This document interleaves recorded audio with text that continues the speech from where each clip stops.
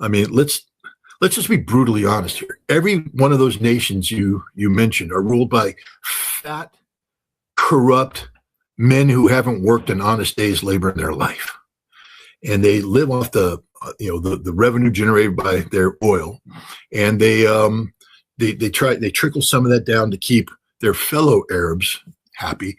But the United Arab Emirates, I mean, everybody's like, they're the Sparta of the Middle East. Bullshit. Spartans fought for Spartan. I mean, whatever you thought of Sparta, when you pulled apart the Spartan army, they were all Spartan men. You pull apart the United Arab Emirates army, and 85% of them are Pakistani. It's like, dude, can't you guys fight for yourselves? No, they don't know how to fight. They don't want to fight. Dig a ditch in the UAE. So we got to dig a ditch across the street. You won't find a single Emirati digging a ditch. They'll be sitting up there sniffing perfume and sitting in air conditioning and doing whatever the hell they do, planning their next pedophile trip to someplace, because they're all just a bunch of degenerates. Because that's what happens when you have unlimited amount of money and nothing to spend it on. These are not good people. There's a handful. Every once in a while, you get the one that says, I feel guilty, so I'm going to build the Louvre in the Middle East because I'm such a great person. You're building it because you're trying to attract financial business to keep yourself stable. It's not about your love of art. It's just, boy, you feel guilty for, raping your Filipino housemaid, because that's what you do when you're a rich Arab. You bring in the Filipinos, you bring in the Thais, and you rape their women, and you bring in the men, and you abuse them, you murder them. Look at that when they did the World Cup. What happened there? All the labor abuses and all. These aren't good people. This is why I told General Matt Caulfield at the beginning of Desert Storm, when it was still Desert Shield. I said, we're fighting the wrong Arabs. We should be allied with Iraq. The Iraqis are the good Arabs. You know why they're good? Because they actually do their own work. The Iraqis are out there rolling up their sleeves, doing their own work. Yes, sure, they hired expatriates. Everybody does. You have manpower shortage and all that stuff. But the bottom line is, the Iraqis, if they needed a ditch dug, they'd be all out there digging that ditch. Them, the Iraqi men, they worked their butts off. The Iraqi army was Iraqi soldiers, Iraqi men.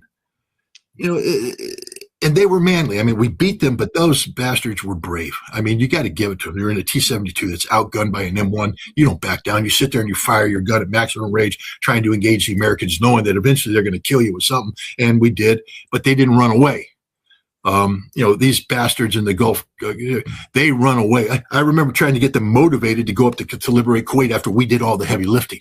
And they just got scared. I mean, damn, one Iraqi artillery, bam, where's the Arabs? They're gone. They're gone. They're not brave. They're not brave at all. There's no courage there at all. And so they're going to collapse. If you take away their resources, these fat people, and I used to be invited to the Middle East a lot. I was invited to speak at Think. I will never be invited there again because of what I'm saying, but I don't care. I'll go to visit Iran any day of the week. I'll go visit Iraq any day of the week before I visit one of these pathetic nations again, because they are corrupt, and they're the ones that made this happen.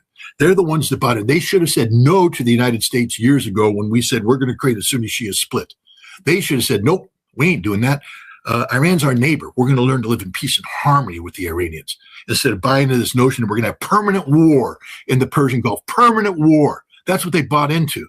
And they didn't realize that we were doing that to gin up military sales. You see, you got to have permanent state of conflict. And then you say, you need these sexy weapons. And they go, wow, these are sexy weapons. We really need them. And they buy those sexy weapons. Then they find out they don't work, which you're finding out right now. So I think, Ernest Hemingway, who does the bell toll?